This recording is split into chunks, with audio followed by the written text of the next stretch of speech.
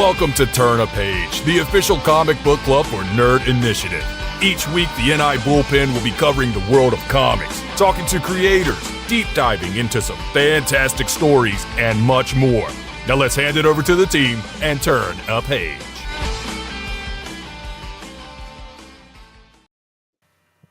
What is going on, everyone? It is Tuesday night, 8 p.m. Eastern Standard Time, and you are tuned into Nerd Initiative YouTube with the rest of the 20,000 subscribers as we just hit today. Woo! And we are ready to talk some comics with the Nerd Initiative Comics Bullpen. My name is Ken M. You know me as the host of the ODPH podcast, and I'm also Nerd Initiative's comics editor-in-chief. To my left, your right. I'm Batman. Oh no, coming at you live and direct, straight from a folding chair in the ODPH studio. My name is Off the Cuff Tom, your pop culture connoisseur, Ken M. Nerd Initiative. Thank you. It is always a pleasure. And always joining us in the studio via Skype, via Zoom, via Restream, however he gets here, he is bringing you pop culture knowledge with a hand like nobody else does. Please welcome to the show the one and only Matt from Hops Geeks News. Matt, what's going on? What up? Coming straight at you from my green-looking prison room. I don't know. It's a work in progress. Got some water. Let's go tonight, man. Let's break some backs, if you will. Yes, indeed, because tonight is a very special edition of Turn a Page, the Nerd Initiative Comic Book Club, where we deep dive into a story that stands out to us that we think you definitely need to know about having your collection. And this one is actually picked by you, the Nerd Initiative audience. Because a couple weeks back, we ran a poll for Batman Day, which I hope everybody was celebrating the greatest and latest in the Dark Knight. And we put it out there on Nerd Initiative Instagram. What story do you want to see us cover on Turn a Page? And this was one of the most highly contested votes we've had thus far since I've been a part of Nerd Initiative. It was a huge poll. It was close, man. It was. A lot of great suggestions. But for this time around, we are checking out the winner of that poll, the 1993 epic Batman Knightfall. I broke you. Yeah. This kicked off a whole different era of Batman stories. So I'm going to throw it to Matt first. Matt, when this first came across your poll list, your comic collection, your pop culture radar, what was your reaction when you first heard about this story? Man, this is one of the early Batman stories that I remember checking out because, of course, there's the iconic sequence of Bane just holding a broken Batman over his knee, essentially, as you used to see back in the old wrestling days. And that was one of the reasons why I pulled it. I was like, I got to read this. What happens? Does he actually break his back? And lo and behold, he does. But it's so much deeper than that. My initial thoughts were not one to expect basically Bane waging psychological warfare on Batman, who was his Bane character. He just looks like a big muscular meathead, but there was a lot more to him.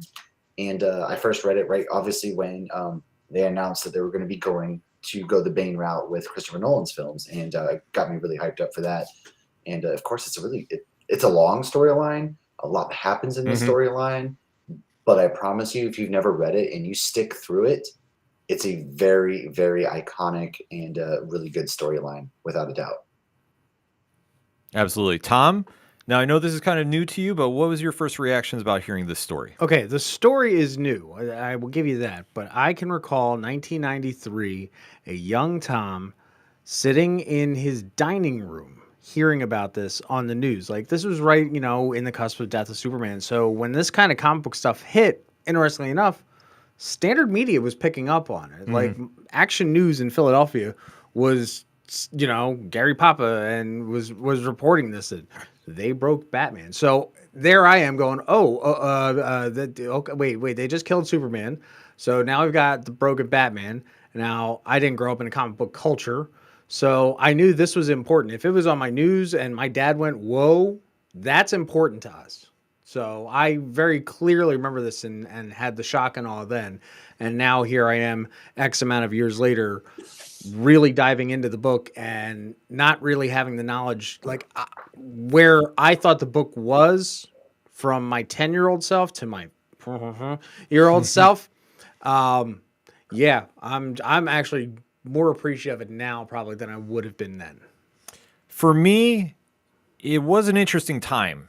about hearing this when it first was announced. Because, like you touched upon, this was also during the same window span of the death of Superman going on. And for somebody that grew up reading comics, and you're seeing not one, but two iconic characters that we have all grown up with that have transcended pop culture, to go and have their death-like experience with Batman in this case, that he's broken, somebody actually broke the bat. It was really monumental to see play out and where they were going to go. Like, how were they going to explain this? And there was so many moving parts going on in this time period too. Remember, Marvel was in its renaissance with the X-Men line. Image Comics was just being born. This was a big time in comics, and for DC to really unload this emotional moment on us, the readers, it was interesting to see how it was playing out, especially because right before we did have the limited series that introduced Azrael Jean-Paul Valley. Bane was teased in a Legends of the Dark Knight series a little bit. So there was elements that were at play here that when they kicked this off in Batman 492, we knew something was going on, and this is kind of where all parts were coming together. So, chat, one thing I want you guys to do is throw in your reactions to when you heard this was first announced with Knightfall. I know Brad is in there from All Dice Go to Jail. He was mentioning, he's shocked it made mainstream news. So definitely throw your opinions in there too, especially if you do the super chats. I'm always told we got to mention that more. Throw them in there as well. And right now, we are going to go into spoiler talk about this because I don't think there's any way we can do a non-spoiler about this entire story because of just the epic length of it. And just really kind of how it set a whole new level for Batman and storytelling for the Dark Knight in the late 90s that really carried through to the mid 2000s, in my opinion. I think really, I mean, for lack of better words, this really was a turn a page moment in comic book storytelling as a whole. If you really think about it, this one of those moments like, okay, we can write comics to this level. We have people that want to read it to this level. Let's keep going. Absolutely. So that being said, Matt, when we kick off this story, something has happened at Arkham that has never been done before. And that is a massive breakout. So your reaction when you're first seeing this all unfold? Well, your first reaction is like, oh, exciting. We're going to get not only a new kind of teased villain, but you're also going to get all of his rogue gallery, potentially. And they break them out and you're like, all right, cool. We're going to start with roping them all back in. All right, then how is this really going to play? It's just Bane's going to be toying with him the whole time. It gets so much deeper than that. It's more of like something that everybody always kind of dogs on, like, oh, Batman's rogues. Yeah, he has a lot, but some of them can be silly. But what they do really well in this story is, yes, you have the breakout, but then you just kind of see the mental and physical wear and tear that each villain plays a role in doing to Batman, whether it's Scarecrow's fear toxin or Two-Face kind of breaks him down in different ways. And it was very smart. I think for me, it's the first time that in my kind of memory and remembrance of Batman that we're going to look at Batman's villains as more than just kind of like these jokey characters. Like, oh, this guy has a burned face. Oh, this guy, is a Riddler and kind of things like that. These are pretty badass villains, and you get to finally see that on display. Tom? I think as much as Matt's putting on the A-tier villains, I love the fact that we got a lot of the B-leaguers. The Amygdala, the Ventriloquist, Victor Zsasz, which to me, Zsasz I think has gotten more popular in time. So, for a frame of reference, I was not familiar with Zsasz back then. So I would say that one too. Film Freak. Yeah. Who dat? Like seriously, he's below Condiment King in my book. Mind you, Condiment King is like I was B plus tier. Yeah, but, he's a B plus. I relish every moment I can get with it. See what he did there. I'm not trying to spread it too thin. But the fact that we got all these other great ancillary characters worked into the story really helped build it. So when we did get your Scarecrow, your Joker, your Poison Ivy, your Mad Hatter, your Riddler, Like they had some shoulders to stand on. They weren't just like Matt said, campy or Commodore Schmidlap level, dorkiness like Batman 66. No, I agree with you. I think how they set this up was very brilliant because, like you touched upon, we had the whole range of Batman's rogues. I mean, and that's arguably the greatest rogues gallery in all of comics. Like it's a logistic debate. And to see how they tied in the lesser tier, like the ventriloquist, to kick things off, and how they kind of progressed even further, it was more like a video game in some aspects, or even if you want to talk like in pro wrestling terms, how you build up the card to go to the main event level. Oh yeah. And to see how it plays out, like you had a breakout character like Zaz, who at the time nobody really kind of knew about, but he had that little 2-issue run right in the beginning where he stands out. And there's something about him from where he's carving in his own victims on keeping count on his own body. It's so disturbing, but to see Batman, who's already starting to feel the effects of being worn down because Bane, which he never gets enough credit in the comics for this, is very, very smart and very calculating. Methodical. Yeah. Yeah. Of how he approaches it. And especially when he's like unleashing everything, he goes, I want to wear the bat down. I want to break him mentally and physically because what he wants to do is establish that he is the true king of Gotham. That he is now saying, I'm going to be better than you and like just what will unfold for me and my legacy. And so when he starts out, I mean, Batman thinks he can handle this because that's what Batman does. It's not in the era of Batman gets enough prep time, he can go conquer Marvel. This is a situation that and thinks that he can beat everybody because that's how he's more or less evolved since the 70s to 80s to even right there at the beginning of the 90s. It's just how his character has progressed to see him really take on this challenge. And when you see Robin, Tim Drake, mind you, is kind of like telling him like, we might want to get some help. We might want to, steer him back a little bit. But Batman is more ego driven. Is that fair to say, Matt? Oh, that yeah, he without a doesn't doubt. want to have any help? No, well, he doesn't, right? You can see how throughout this entire story, he's hiding Robin away from what actually happened. And to a degree, he wouldn't, after the whole thing goes down, he doesn't even let Dick take up the mantle because he's too afraid to whatever it may be. He kind of, he's somebody who's not afraid to all. It's kind of funny, right? Hypocritical, if you will, of Batman, he's not afraid to throw a child into combat with him. But when it comes down to it, he's not going to let that child combat by themselves. So he's protective of his family in like this weird kind of way, and it's really on display in full range here. And of course, you see that the death of Jason Todd weighs on him heavily in this story as well, which might influence some things. And it's just very interesting the dynamic he really has with Robin and Nightwing and all of his characters in this book. Yeah, Tom?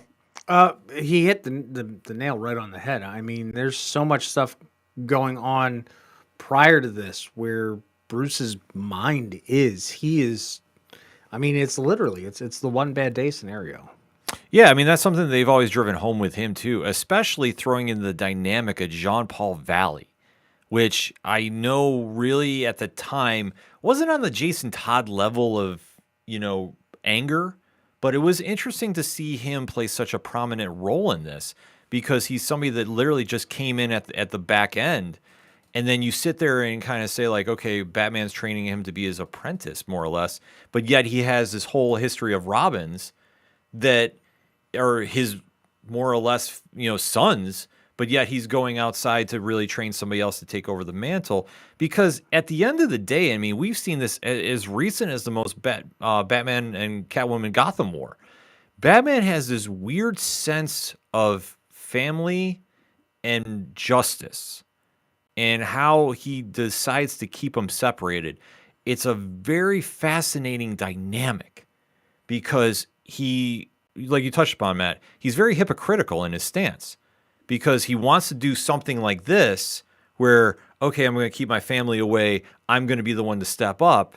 But yet he's so driven blindly to a degree about his version of justice that he refuses anybody's help when he needs it the most. Okay, hold on. Now, do you think if Barb wasn't in the wheelchair, because we already know we're at that point, and Jason didn't die, we could have gotten a Robin in the role of taking up the cowl that he would be somewhere else, that he wouldn't think about outsourcing? No, I don't think so. I don't think. No, go Oh, go ahead. Matt. No, go ahead. No, I don't think. I don't think he ever would, because I think that he is just that stubborn in his ways. Like, he would never be able to walk away. See, I think that if he didn't have the guilt of the other two weighing on his shoulders, he would have been okay with Dick coming in and putting on the cowl, or giving it to Tim or someone. But that's No. I mean, it's a great debate. Oh, go Matt. If I could throw my 2 cents in real quick, I think Batman Absolutely. is perfectionist to a fault, right? He's always, even with all those characters not having gotten hurt or whatever, there's still something that would have held him back, because he would have been around them so much that he would have found reasons why they couldn't have taken up the mantle, and thus still would have led him to find the perfect successor, if you will, and or just, his version of Gotham or whatever it may be, because that's just who he is to a fault, in my opinion. No, I fully agree with you. I mean, he's just, to think about what he's done to perfect himself. I mean, in a weird sense, he's the epitome of human perfection, because of what he's done training his mind and his body. And it's a weird, fascinating tale, his year one of just what he put himself through to go handle his war on crime in his way. Like, there's so many ways you can deep dive and break it down. And chat, I mean, throw your picks in here too. I mean, if the situation was different, do you think Batman would have turned over the cowl? Like, throw that in the chat or super chat. Yeah. It's just such an interesting play here, but it really comes to be a hotbed topic during this entire storyline, because as he's going forward and he's stopping the criminals that are just having a mounting body count in Gotham. Amok. Yeah, like, this is his worst nightmare come to life, that everybody that he's tried so hard to keep off the streets is now running free and having their way with everybody in Gotham. And it's something that he can't handle, the fact that he's lost control. That even when he starts progressing forward and he takes out Zaz, he takes out the ventriloquist, he then comes into play with the Joker a little bit, even though the Joker winds up having a unique partner in this mix, and that's the Scarecrow. Which, I mean, Matt, when you're seeing these two get together, what's the first thing going through your mind? First and foremost, Scarecrow has personally always been my favorite Batman villain, just because there's something about preying on the fears of people.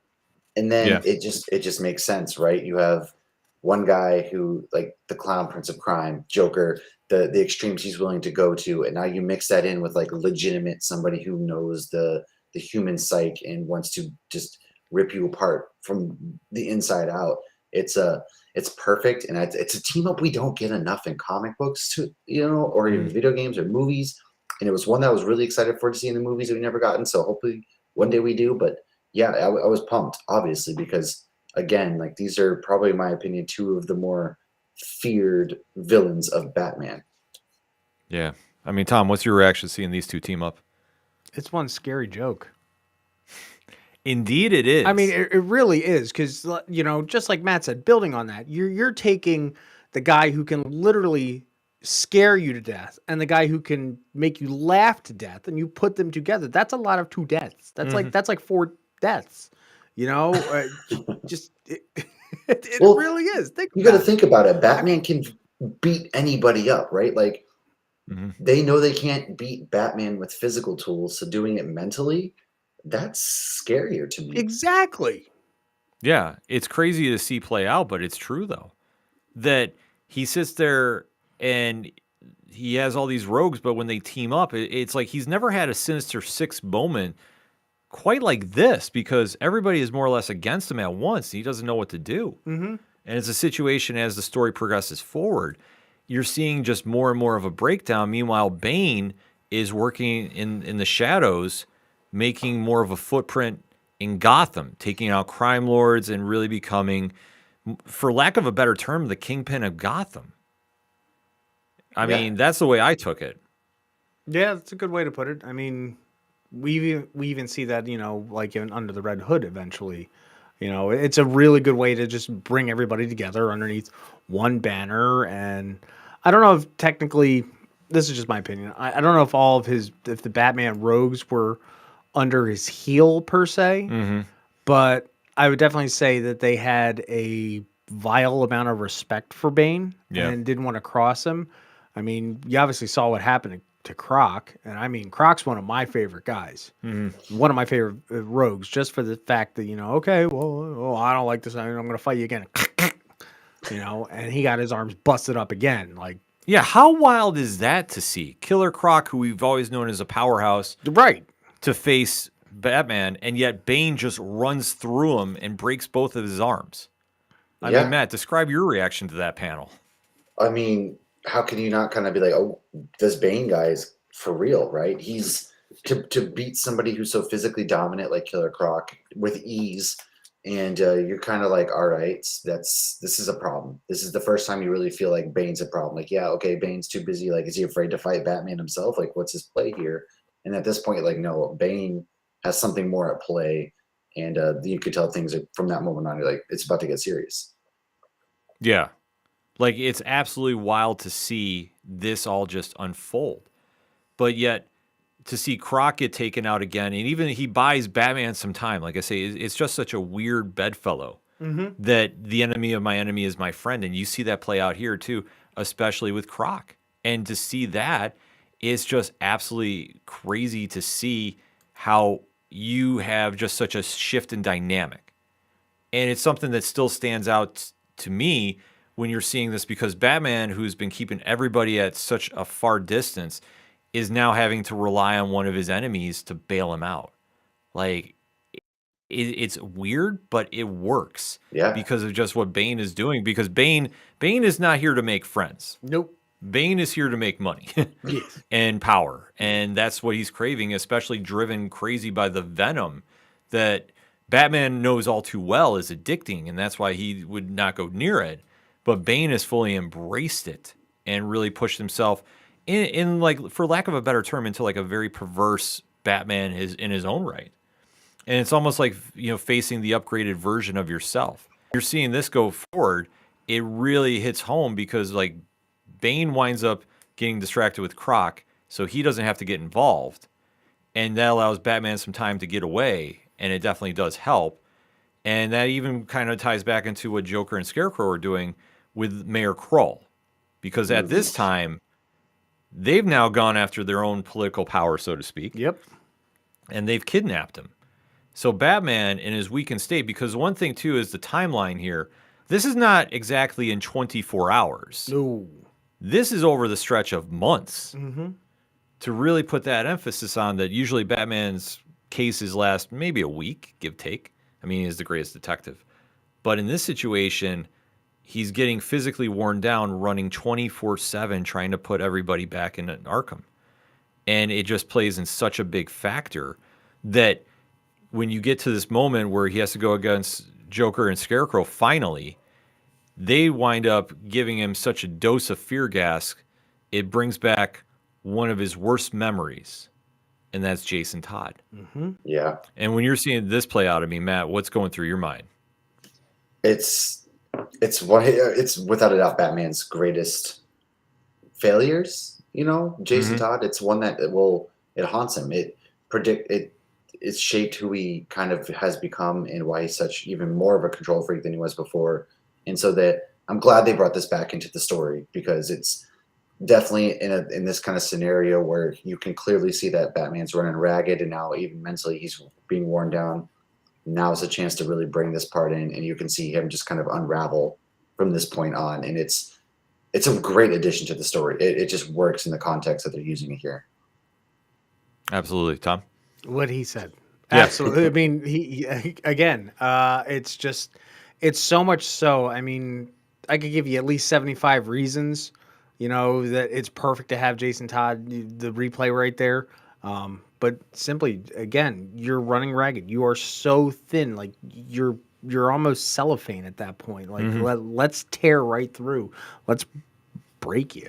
I mean, we find out that, and this is what really got me with this whole series, is that the whole idea of breaking the bat was not the physicality. It was everything else that happened that at the end literally was the straw that broke the bat's back. Yeah, because when you take into context, and I think the Joker and Scarecrow, that was my favorite pairing, and that was my favorite like test of all the rogues together. I mean, I don't know about everybody else, but that worked for me the best. And to see that that was the final straw that really broke the bat, because to take away Batman's will, I mean, that's his greatest superpower, is just he is more determined than anybody on the planet to accomplish his goal. When you can put a crack in that armor and you can do some damage there, that really makes the point of Bane's attack, because he's like, if I can take out his mind and his will, I have him. He's just a man. But when he's at 100%, he's never in that situation. So like I say, that had to be my favorite rogue fight that he had to go down. Maybe Zaz was the number 2. Before we get into the main event of it, I mean, what was your favorite rogue, starting with Tom? He punched Ivy in the. He kicked Ivy in the face. That was true. But that's saying to the point that, you know, normal on point Batman would punch. He would knock him out. I would never ever consider him to punch Ivy in the face, punch or kick Ivy in the face, kick a lady in the face to begin with. But I mean, yeah, that was a lot. That again, it just goes to show how physically he was there, mostly mentally he was on some shitty autopilot. Yeah. Matt, how about you? I mean, I biasly, it's the Scarecrow sequence, because to me, maybe it says a lot about me, to where anything that's like psychological terror, horror, kind of like really captures me. And, you know, it's that point where Batman has all the tools in the world. He knows all the martial arts in the world. But to see, and he still kicked Poison Ivy in the face. Exactly. Yeah. But it's like maybe it's one of those things you can relate to. Is like, do you know when you just have one of those days where just like you could drop the milk carton and it explodes and it just evolves and you just completely melt down into just an utter mess. It's like you can relate to that, and that's kind of what you see with Batman here. It's like he just unravels, it becomes unhinged, and it's his downfall. And that to me is fascinating, because you've never seen that side of Batman before at this point. No, I fully agree with you. I mean, that was what really did it for me. I thought the Zaz part was very interesting, because you usually see Batman a little more precise and calm in the moment, but he was really kind of feeling the effects of the initial onslaught of Bane. And meanwhile, Bane is just sitting there biding his time, waiting until that moment where Batman returns to the Batcave, and lo and behold, Bane is there waiting for him. Because he figured out who. Yeah. Yes. He finally figured out the mystery, and he's like, I know who you are, and I must break you. And this is what this has all been about. I have to be better than you. And it's such an ego trip to a degree, but this is something that Bane has always felt. Like he's almost had that Lex Luthor type vibe, where he knows he's better than you, and he knows it. And you see this all really transpire and play out, because Batman is in no condition to fight. He's isolated from his family because Alfred's not there. And you have Robin training Azrael, but Azrael is not there as well. And it's literally one-on-one, but Batman is in no condition to fight, but yet he still does. And you just see the moment squash match. Yeah, this is literally just, you know, any kind of Brock Lesnar match, so to speak. Oh God, yeah, it's Brock Lesnar versus Goldberg at Crown Jewel a few years ago. Yeah, literally, it's just Bane running through Batman, and even to the point where he breaks his back in panel. It's such a crazy scene to do, but once you see that as a reader, I know I sat there and I was like, oh my God, like somebody actually did this to Batman. Yeah, it's Batman. And Batman doesn't lose. He doesn't lose. Yeah. Batman does not lose. But he did. Yeah, not like this. No, I mean, when you're seeing the iconic, you know, moment where he gets broke, I mean, what is the initial reaction for you, Tom? Shit. Fair enough. Yeah. That's it. Yeah. Shit. I mean, there's very few things that you can do otherwise for that. It's just one of the plays that you have that when you just see his back broke and you just see him snap, and just Bane is just sitting there now relishing that he's done this. And then even the fallout after too, where the panel was just on screen, where you see Bane is holding him over Gotham, like as a symbol. And he's like, I am Bane, the city is mine. Yeah. Like, how twisted and demented is this, Matt? It's damn. That's all. What else can you say other than like, dang, Bane? He is for real. He is here, and he's just holding Batman over the city that he has spent years in his body and sacrificed everything to defend and make a better place. And in an instant, it is pretty, of months, but over this very short period of time, everything is undone. He has lost. The city is not Batman's, and there's nothing you can do about it in this scenario. And as a reader, you're just left there speechless because, again, Batman does not lose. And at this moment, you're like, what happens now? Yeah. What do you do? Oh, I love the fact Bane just pitched him off the roof. Yeah. Okay, like, and there's just, as much as Batman's there on the ground, you look at everybody else that's around, and that's where it gives you the idea of where Gotham's mental capacity is at that point too, because Gotham's only as good and or bad as Batman's, curtailing it. Gotham's always going to be Gotham. Gotham's always going to be dark and gothic, and there's going to be shit going on. But you look around in that panel, you see someone that's scared. You see someone that is joyous. They're manically joyous in the fact that Batman's busted. Plus the fact that, it gave me one of those, because comics moments. The ambulance comes pulling up. I would have loved to seen somebody go out and say, don't take his cowl off. Instead, it was, guess who's in the ambulance? Yeah. Yeah. Sorry, cheap rate. But, but it makes sense because for what Batman represents to Gotham, he is their hope for being the worst city in the world to live in. Mm-hmm. He is the one person that is trying to make it better. Why? Because he's crazy. Because he's Batman. But, He's Batman. I mean, let's face it. Because he is sitting there fighting a losing battle every day, but he has this hope that it's going to get better. It's a Sisyphean task. Yeah. And yet, when Bane holds him over the citizens of Gotham, he's saying hope dies. It's died tonight. Welcome to the new era. And he's literally just kind of challenging anybody to step up and fight him. And especially seeing that visual, you're seeing every citizen in Gotham freak out. Mm-hmm. And then when Batman is taken away, it's a moment that you sit there and you finally see something we haven't really seen in the comics with him. And that's true fear. Yeah. Because usually you'll see him kind of get thrown off his game a little bit, but you literally see that moment where it's now sunk in, he's lost and he's not going to recover. It's that moment where, like it said in the chat, evil dies tonight. God dang, I was thinking as soon as you said hope dies tonight, I was like, no, it doesn't. That's evil. I was waiting to save that line to come back because I had something lined up later, but we'll just burn the joke now.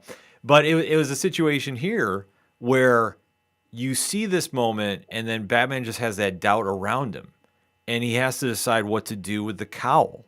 And this is a controversial moment, to be honest with you. I'm sorry, but I thought for me reading it wasn't the fear after the fact. It was the fear when he was behind the clock in Wayne Manor and he put 2 and 2 together. That was the fear moment. That was the number one fear moment that I had from Bruce. Oh yeah, no, it carries through. Yeah. But I mean, just to know that like it's now sunk in. Like the fear moment is with the clock. I do agree with you. And Matt, I mean, where do you think the fear moment is? Well, no, it's definitely that moment of realization. I fully agree with you both on that instance because that's the real first moment again that you're just like, oh crap, and yeah, it goes from there. And now it's again, it's Batman. This is like their Empire Strikes Back moment for Batman almost. Yeah. So all the while, though, he did have the backup plan because he's had Tim Drake work with Jean-Paul Valley. And when he decides to pass the cowl to Valley, I know this struck a lot of fans very, very awkwardly. I know I sat there and was like, what? I'll say it. I'll drop it. Here we go. Who the fuck is that? I mean, Well, oh, go, Matt. I'm sorry. no, I was saying exactly. Like, how are you going to have Tim, one of your Robins, train up the Batman replacement while you got, again, Nightwing, who's been there from like almost day one, and then even to a degree, you have Tim Drake, who's been loyal to you. Now some Joe Schmo off the street's going to come, and he's going to be Batman now. Like, dude, what the heck? Yeah, it was like, I know they set it up early too with the Sword of Azrael series, that they were teasing something big was happening with him. But I know Rich, our producer tonight, can definitely put in the chat. This is like the equivalent of bringing in somebody brand new that's not ready for the spotlight, and you pair them with one of the greatest factions of all time, or they're the next successor to win a title that they're completely not ready for. And I mean, Chad, if you have any comparisons with that, please throw them in there. Do the super chat, do the whole thing with that. But it's a situation like, who would that be in comparison with? And especially Batman going back to his twisted logic that he saw the fear gas reminded him of Jason Todd and how he's failed as a mentor. So he didn't want to give it to Dick. And then he didn't want Tim to have anything to do with it. So he's literally been training somebody that more or less he thinks that Jean-Paul Valley is expendable.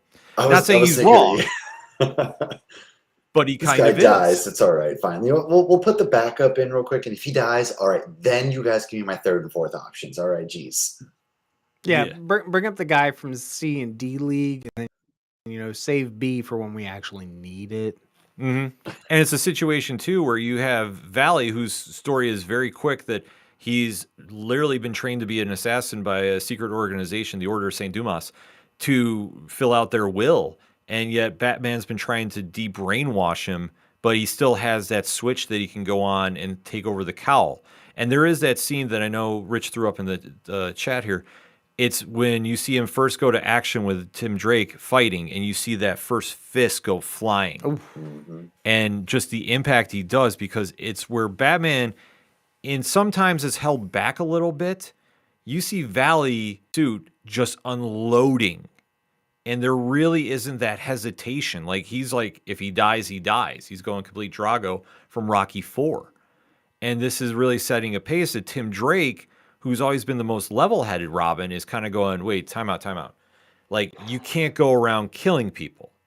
And Valley is going, well, if it happens, it sends a message. It does that. And it's a weird situation that you're having him really kind of come into this world that he's completely not ready for. And that's a great analogy in the chat too by Brad. It's like what Marvel did with John Walker taking over for Steve Rogers. You have somebody that's completely not ready for the role and the responsibility of the position they're put in.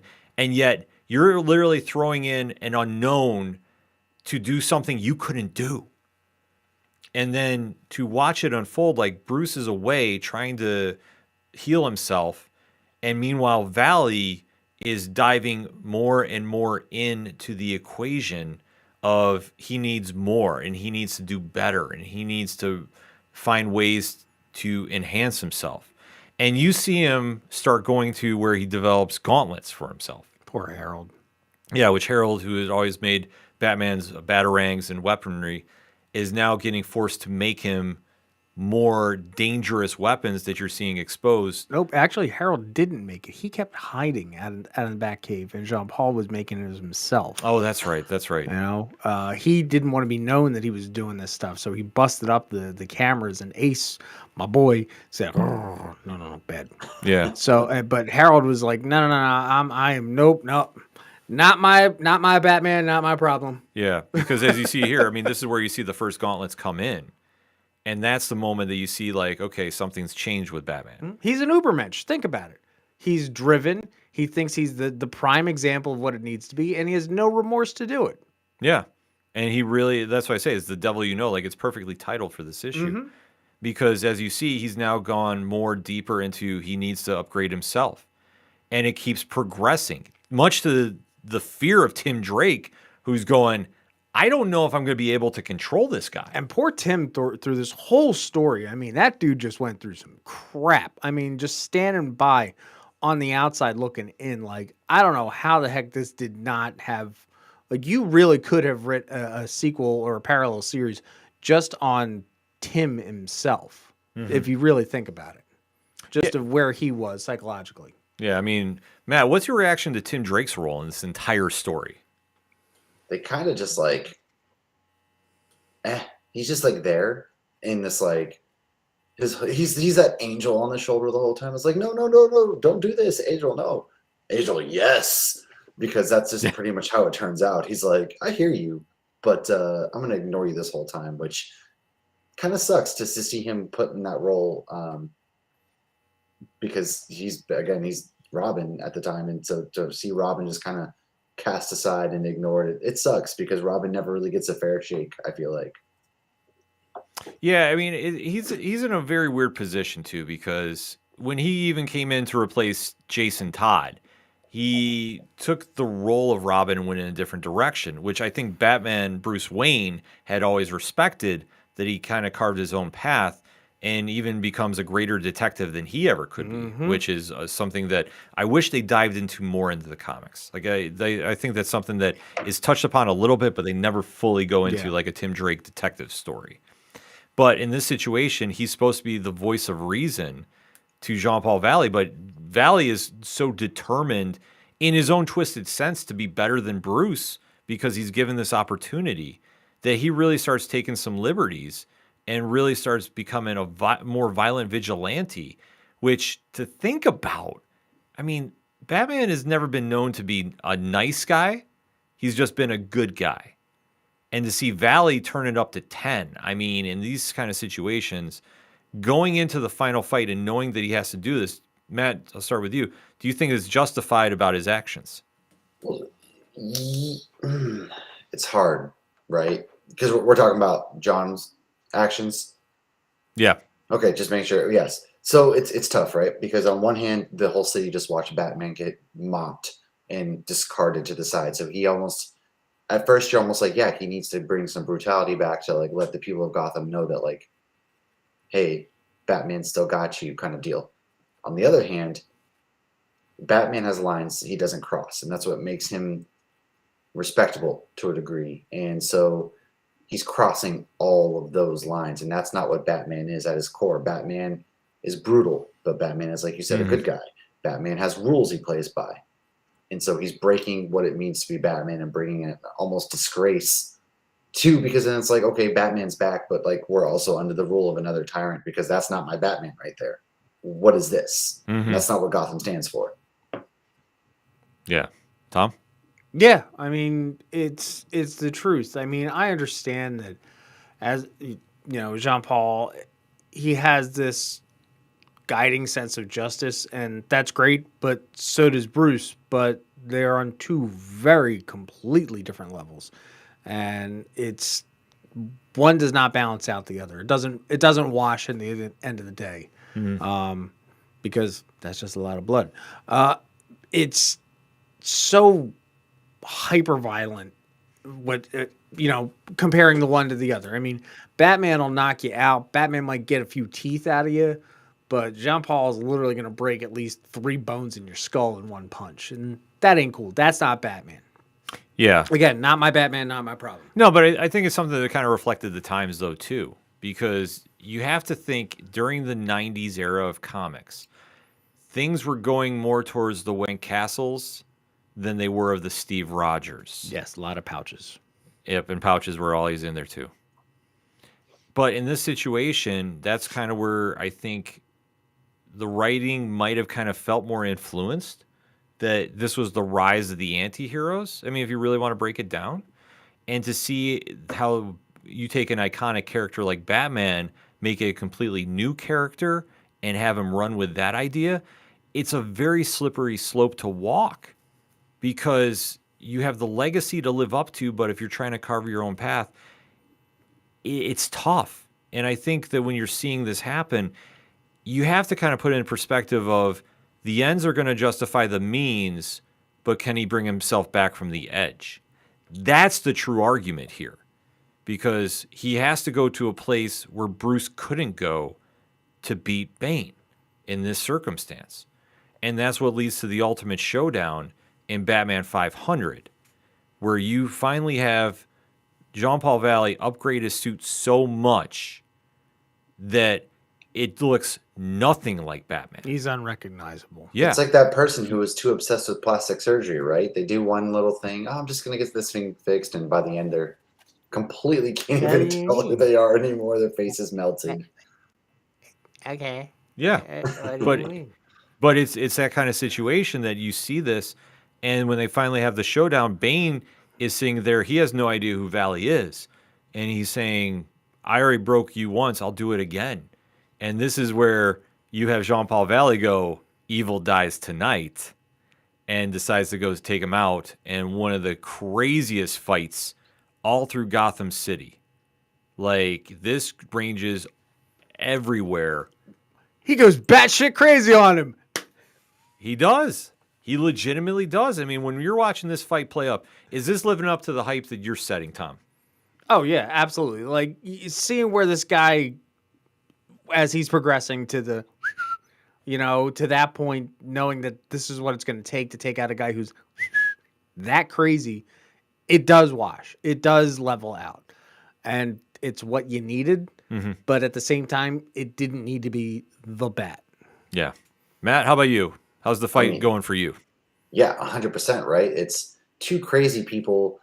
Meanwhile, it's almost like that video game where, like, you got to go fight this boss, so you just do all the side missions first to amass as much as you possibly can to then go beat the boss on easy. That's almost what it's like, while having a respectable fight at the same time, because they rip it apart, and it's just, again, two psychopaths going toe to toe, and in a way you respect it, and you're also just like, yeah, I want to see them both die today. Like, this is awesome.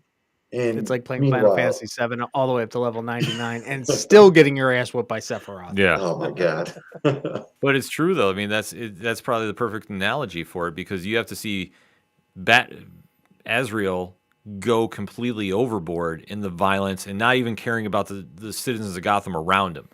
And all the while, you're seeing Tim Drake have like a mini meltdown because he's fearing that what Batman symbolizes to Gotham, he's going to cross a line, being Valley, and kill somebody.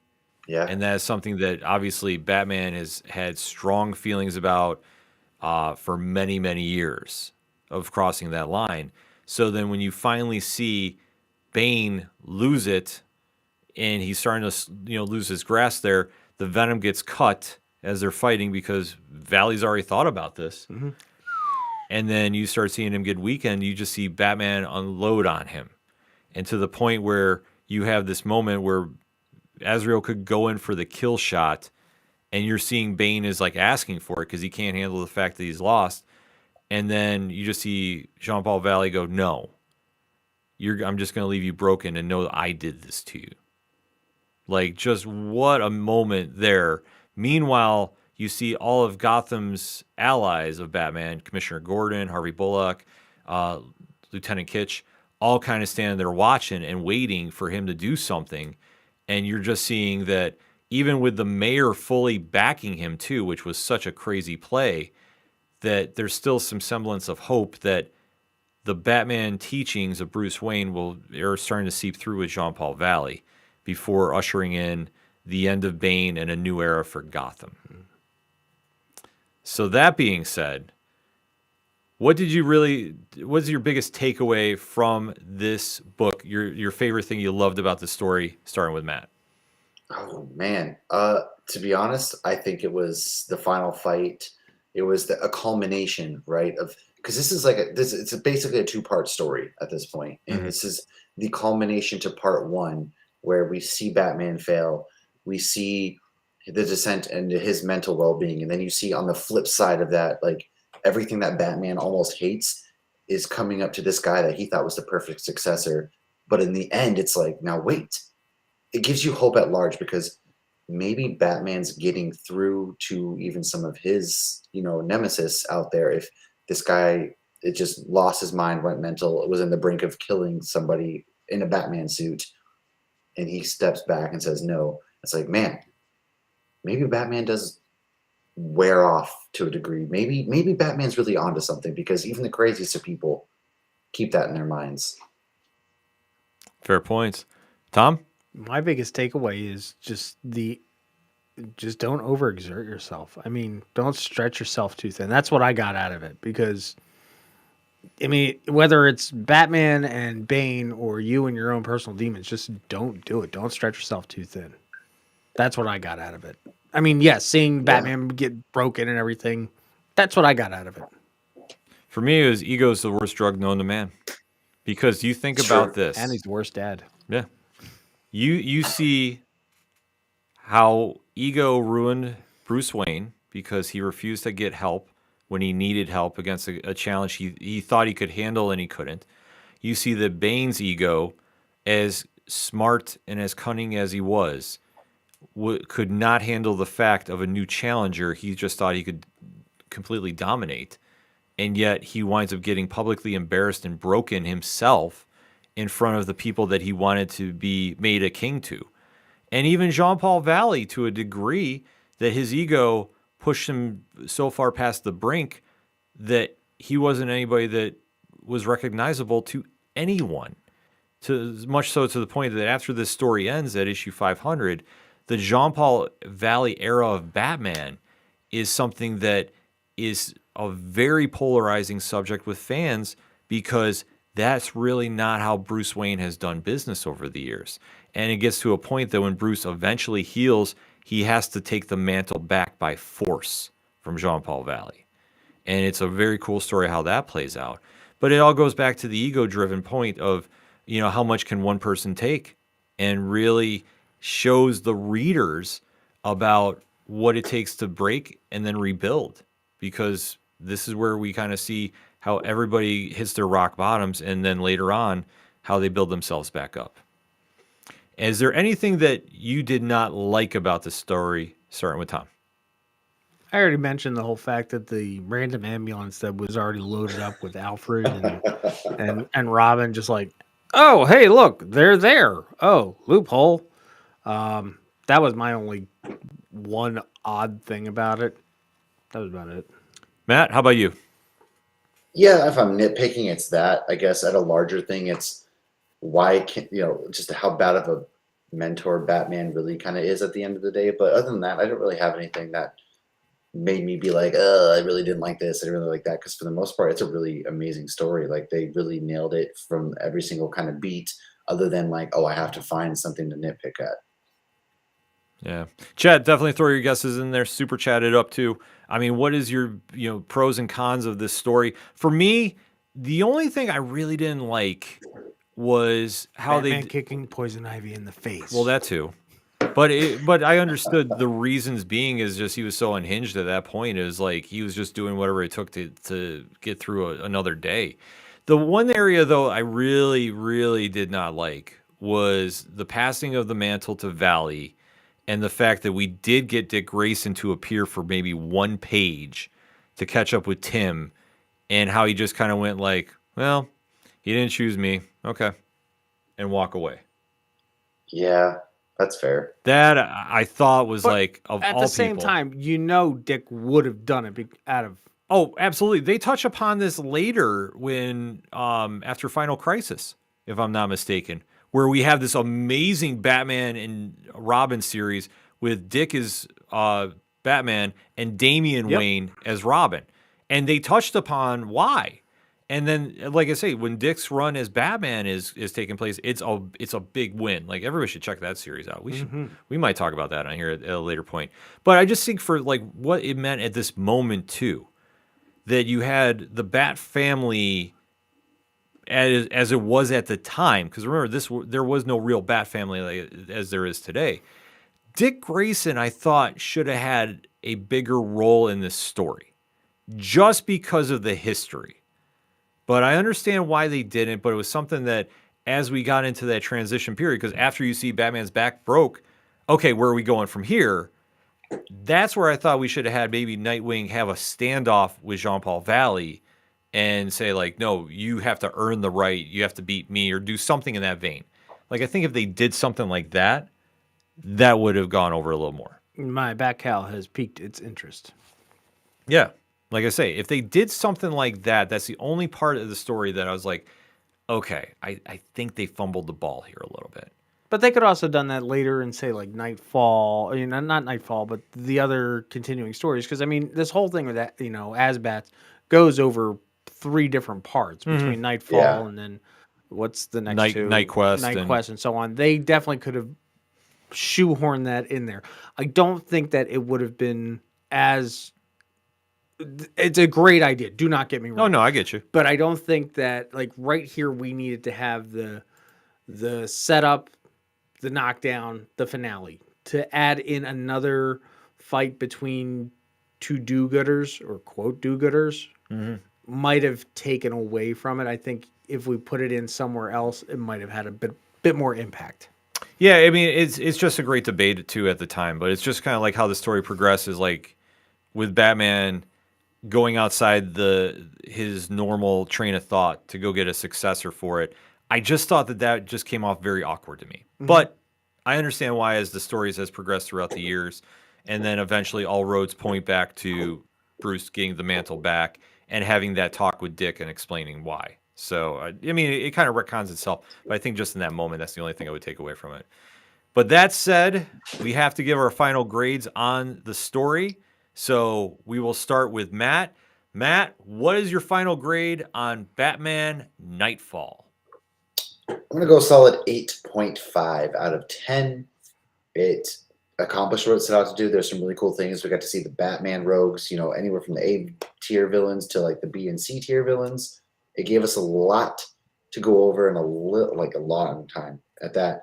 But like we said, there were some things that still they kind of missed, like, the Dick Grayson thing. Yeah, that's a very good point. I didn't really think about the fact that he wasn't really in it at all. And that's kind of weird. Like, Batman just went through this crazy thing that happened and he was just nowhere to be found to defend his honor. And it is what it is. So for me, that's the only thing keeping it from being like a truly, truly great story. So 8.5 out of 10, man. All right, Tom? I would agree. 8.5 to 8 to 9. So yeah, 8.75 batarangs I'm going to give on this one. Simply for the fact that, there's it does have a few little tiny bullshitty nitpick thingies. But yeah, that Azrael dude just like totally takes away one whole point right there. Yeah. Just cuz how much of who he is.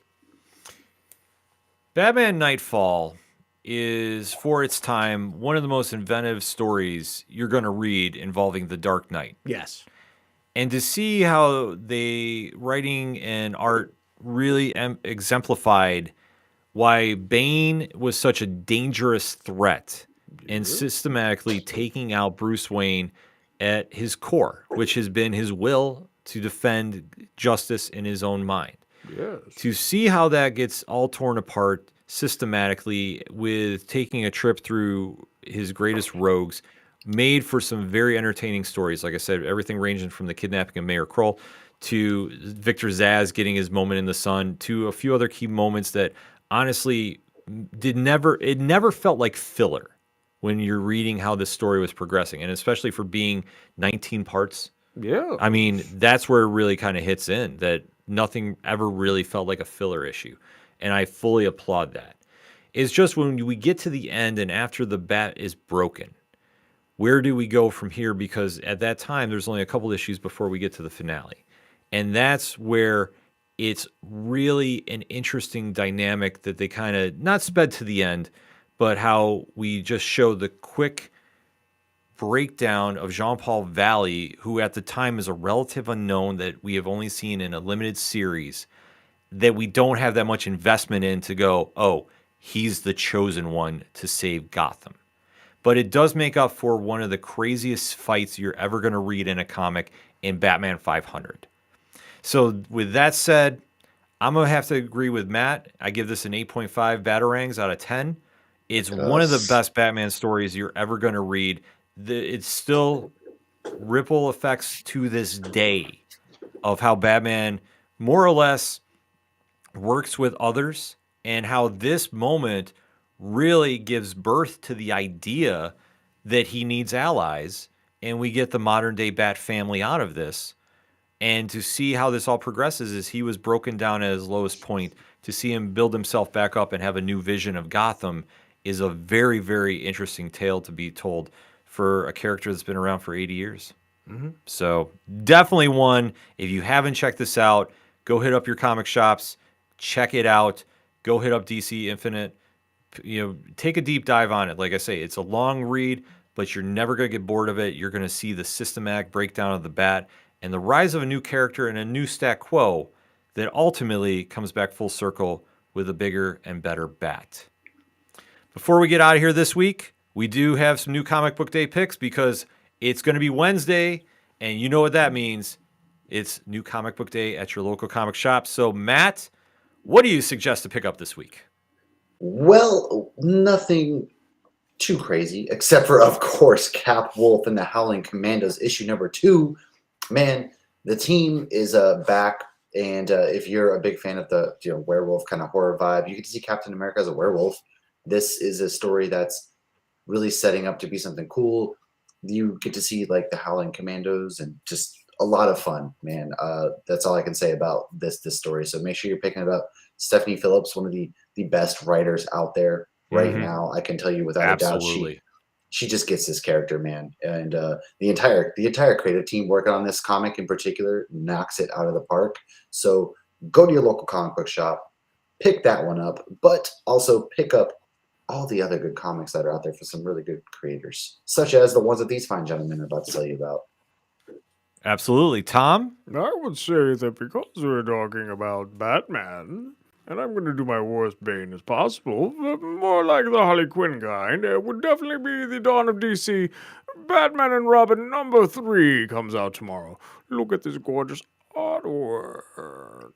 Yes.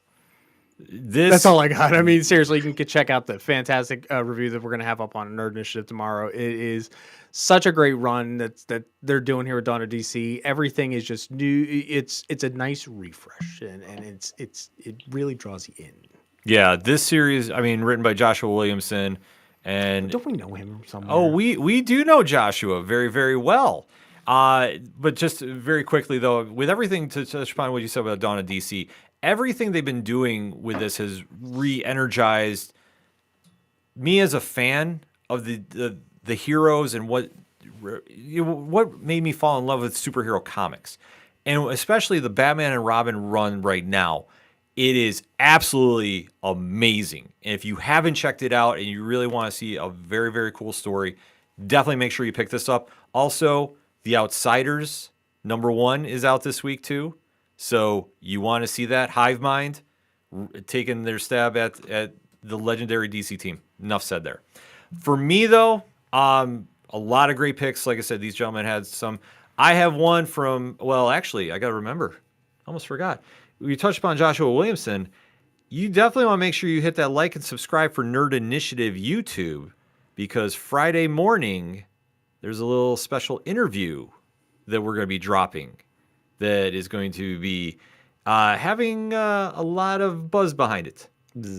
So, we kind of gave you a little clues, but you definitely want to make sure you hit that like and subscribe for Friday morning so you don't miss it when it drops 9 a.m. Eastern Standard Time. We can't talk about it or else I have to come and break you. This is true. I have to remember. I have to kind of just allude it like that. But going back to the comic picks, one that is standing out to me is an imprint that we've been talking about here on the ODPH. We've been talking about on Nerd Initiative a lot, and that is Ghost Machine. And hitting comic shops is Geiger Ground Zero #1. This is by Jeff Johns, Gary Frank. This is a very, very cool story. And just everything they're doing with Ghost Machine, if you're not familiar, you're going to be getting very, very familiar very, very soon. They have a monster 2024 lined up, and we have a lot to talk about on Nerd Initiative concerning that series, especially involving Turn a Page. Yes. So you definitely want to make sure you hit that like and subscribe and get familiar with what Ghost Machine is doing. If you haven't checked it out, Go to your local comic shops. Go see if they have some copies of Geiger lying around. You definitely want to dive into that, and definitely make sure you pick up Geiger Ground Zero #1 hitting the comic shops tomorrow morning. This is going to be something special. Trust me, folks. What the entire team is doing at Ghost Machine is going to be the talk of 2024. Mark my words. And if you want to find out even more great comic picks, you hit that QR code, 9 a.m. Eastern Standard Time, Wednesday. It kicks off with Geiger Ground Zero, ironically, which we have some reviews dropping all day from various publishers that we cannot wait to talk about with you on social media. So that's why we say hit the like, hit the subscribe, contact Nerd Initiative, and make sure that you check your browser every hour on New Comic Book Day. While you're hitting the comic shops, make sure you go up and say, hey, do you have this issue in stock? You need this. I need this. We got to talk about it. So that being said, before we get out of here, Matt, why don't you let everybody know how to find you and everything going on with Hops Geeks News? 100% go to Hops Geek News, any podcasting, any social media platform. Lauren and I are out there. And now that the strike is over, we're going to be reviewing The Marvels and Loki Season 2 this coming week.